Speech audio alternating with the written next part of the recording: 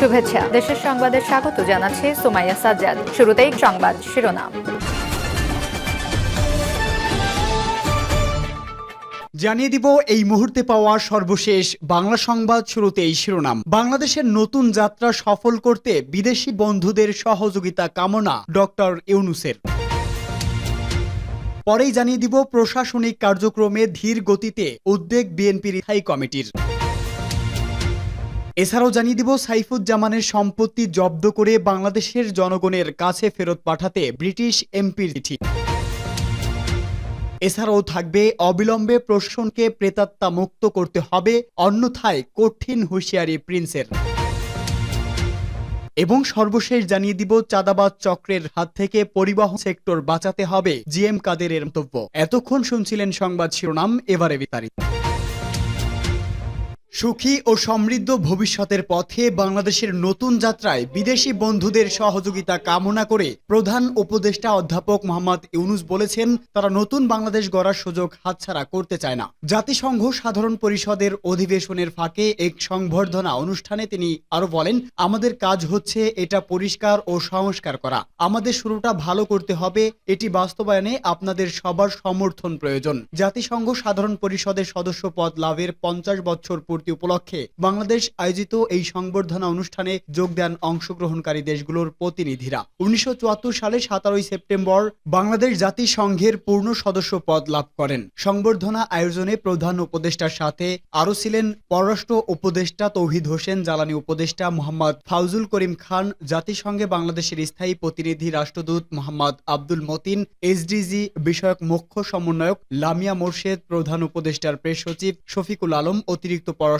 সচিব রিয়াজ হামিদুল্লাহ, উপ প্রেস সচিব আবুল কালাম আজাদ মজুমদার ও অপূর্ব জাহাঙ্গীর। অধ্যাপক ইউনূসের সাথে আলোকচিত্র লেখক, কিউরেটর ও অ্যাক্টিভিস্ট শহীদুল আলম শিক্ষার্থীদের নেতৃত্বাধীন গণ অভ্যুত্থানের ঘটনাগুলো নিয়ে লেখা দুটি বইয়ের মোড়ক উন্মোচন করেন। শিক্ষার্থীদের আত্মত্যাগের কথা স্মরণ করে অধ্যাপক ইউনূস বলেন, গোটা জাতি আজ ঐক্যবদ্ধ। যারা নতুন বাংলাদেশের স্বপ্ন দেখেছিল, আমরা তাদের হতাশ করতে চাই না। সংস্কারের এজেন্ডা বাস্তবায়নের পর নির্বাচন না হওয়া পর্যন্ত অন্তর্বর্তীকালীন সরকারের নেতৃত্ব দিতে ছাত্ররা তাকে আমন্ত্রণ জানিয়েছে বলে উল্লেখ করেন অধ্যাপক ইউনূস। তিনি বলেন, এটা আমাদের জন্য খুবই তাৎপর্যপূর্ণ একটি বছর, এটা বাংলাদেশের তরুণরাই নিয়ে এসেছে। এর আগে জাতিসংঘ সাধারণ পরিষদের অধিবেশনে অংশ নেওয়া এবং সম্পর্কের 50 বছর পূর্তি উপলক্ষে প্রধান উপদেষ্টা অধ্যাপক মোহাম্মদ ইউনূসকে শুভেচ্ছা জানায় জাতিসংঘ। প্রশাসনিক কার্যক্রমে ধীর গতিতে উদ্বেগ বিএনপির স্থায়ী কমিটি। অন্তর্বর্তী সরকারের প্রশাসনিক কার্যক্রমে ধীর গতি এবং খাগড়াছড়ি ও রাঙামাটি সহ দেশের বিভিন্ন স্থানে সাম্প্রতিক ঘটনায় উদ্বেগ প্রকাশ করেছে বিএনপির জাতীয় স্থায়ী কমিটি। দলটির নির্ধারক পরিষদ মনে করেন, শেখ হাসিনা সরকারের বিদায় হলেও জনগণ এখনো গণতন্ত্র উত্তরণের পথ নির্দেশ পায়নি। রাজনৈতিক দলগুলোর সঙ্গে অন্তর্বর্তী সরকারের নিবিড় যোগাযোগ গড়ে চিকিৎসক, আইনজীবী, ব্যবসায়ী সহ পেশাজীবীদের সঙ্গেও সরকারের আলোচনা। বিএনপির নীতি নির্ধারণী পরিষদ স্থায়ী কমিটি সভা হয়। সভায় এই বিষয়গুলো ছাড়াও শিক্ষাঙ্গনের, ছাত্র রাজনীতি, ইউনিয়ন জননিধিদের অপসারণ, পার্বত্য চট্টগ্রামে হঠাৎ করে অস্থিরতা সৃষ্টি নিয়ে সদস্যরা আলোচনা করেন বলে জানা গেছে। বিএনপির ভারপ্রাপ্ত চেয়ারম্যান তারেক রহমানের সভাপতিত্বে অনুষ্ঠিত সভায় মহাসচিব মির্জা ফখরুল ইসলাম আলমগীর, স্থায়ী কমিটির সদস্যকার মোশাররফ হোসেন, জমির উদ্দিন সরকার, মির্জা আব্বাস, গয়েশ্বরচন্দ্র রায়, আব্দুল মঈন খান ও এজেটেম জাহিদ হোসেন অংশ করেন। সভায় উপস্থিত সূত্রগুলো জানিয়েছে, অন্তর্বর্তী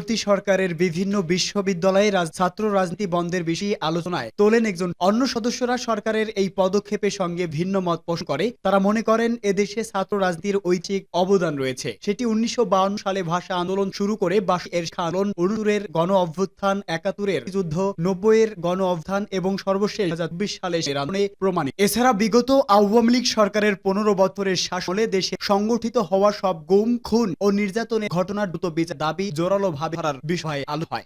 বাংলাদেশের সদ্য ক্ষমতাচ্যুত আওয়ামী লীগ সরকারের সাবেক ভূমিমন্ত্রী সাইফুজ্জামান চৌধুরীর ব্রিটেনে থাকা সকল সহায় সম্পত্তি জব্দ করে বাংলাদেশের কাছে ফেরত দেওয়ার আহ্বান জানিয়ে ব্রিটিশ এমপি বেগম গতকাল ন্যাশনাল ক্রাইম এজেন্সির মহাপরিচালক গায়েম বিগারের কাছে এক চিঠি নিয়ে সব সহায় সম্পত্তির বিষয়ে ন্যাশনাল ক্রাইম এজেন্সি কি ব্যবস্থা নিতে। আফসানা বেগম মনে করেন, বাংলাদেশের সাবেক ওই মন্ত্রীর সব সম্পত্তিতে দুর্নীতি এবং অপরাধের লিস্টে পারে। ওই তিনি আরো বলেছে, সম্প্রতি বাংলাদেশের ছাত্র নেতাধীন গণ নিরাপত্তা রক্ষাকারী বাহিনীর বিএনপির দমন পীড়নে কয়েক শত মানুষ নিহত হন। এরপর সাবেক প্রধানমন্ত্রী শেখ হাসিনা বাংলাদেশ থেকে পালিয়ে যান। নতুন সরকার গঠিত হওয়ার পর ব্যাপক এসব দুর্নীতি তদন্ত শুরু করে সংশ্লিষ্ট কর্তৃপক্ষ। চিঠিতে আফসানা বেগম বলেছে, আমি বিশ্বাস করি সাইফুজ্জামান চৌধুরী বাংলাদেশের সাবেক ভূমি মন্ত্রী, ইতোমধ্যেই তার সংক্রান্ত বিষয়ে তদন্ত অধীনে আছে। বাংলাদেশের দুর্নীতি দমন কমিশন অর্থ আত্মসাতের অভিযোগের বিষয়ে তদন্ত করছে এবং দাবি করছে সাইফুজ্জামান চৌধুরী যুক্তরাজ্য মিলিয়ন মিলিয়ন ডলার পাচার করেছে। তিনি আরো বলেন, HM ল্যান্ড রেজিস্ট্রি এবং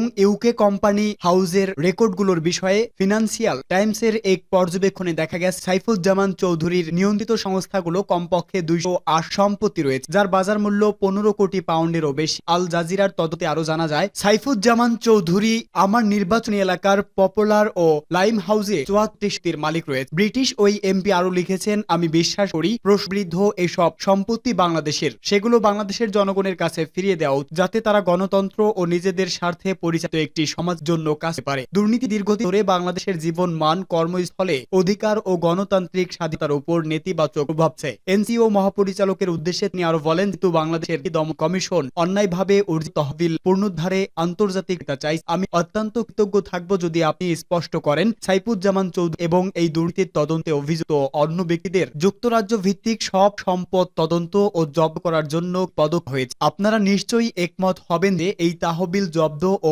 প্রত্যর্পণ করা শুধু ন্যায় বিচারের জন্যই নয়, বাংলাদেশের অধিকারের ভবিষ্যতের জন্যও অত্যন্ত। একই সঙ্গে এটি যুক্তরাজ্য নাম ও অবস্থানের জন্য অপরিহার্য।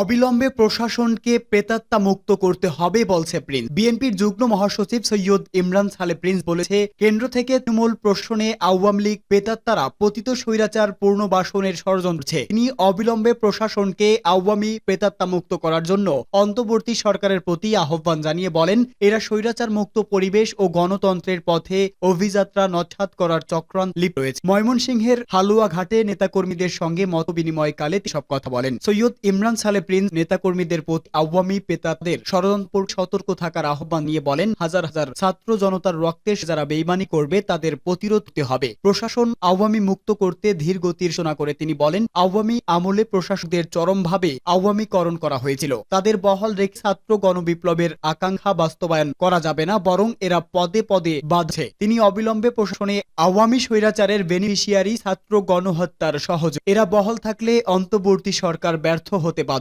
এই সরকার ছাত্র জনতার রক্তের বিনিময়ে পতিত, এই সরকারকে ব্যর্থ হতে দেওয়া হবে না। জাতীয় পার্টির চেয়ারম্যান GM কাদের বলেছে, চাঁদাবাজ চক্রের হাত থেকে পরিবহন বাঁচাতে হবে। পরিবহন মালিক শ্রমিকদের বাঁচাতে এখনই উদ্যোগ নিতে হবে। পরিবহন মালিকদের দাবি, সড়কের চাঁদার জন্য পরিবহনের ভাড়া বেড়ে যায়। পরিবহন ড্রাইভার ও হেল্পার নিয়োগ দেয় শ্রমিক ইউনিয়ন মালিকদের কর্তৃত্বে না। কেউ প্রতিবাদ করলে তার জীবন পূর্ণ হয়ে ওঠে। বর্তমান রাজনৈতিক পরিস্থিতিতে পরিবহন মালিক শ্রমিকদের চাঁদাবাজ চক্রের মুক্তি দিতে হবে। পরিবহন সেক্টরের সংস্কারও জরুরি হয়ে পড়েছে। জাতীয় পার্টি চেয়ারম্যান কার্যালয়ে মিলনায়তনে জাতীয় মোটর শ্রমিক পার্টির সঙ্গে মতবিনিময় প্রধান অতিথির বক্তৃতায় কথা বলেন। GM কাদের বলেন, শেখ হাসিনা দা আল্লাহর রহমত, এদেশে ছাত্র জনতা গুলির সামনে বুক পেতে দিয়ে স্বৈরাচার হাসিনার পথ নিচ্ছে। বাংলাদেশের ইতিহাসে এত বড় আন্দোলনের নজির নেই, আন্দোলনে এত নির্যাতন আর হত্যার ইতিহাস নেই।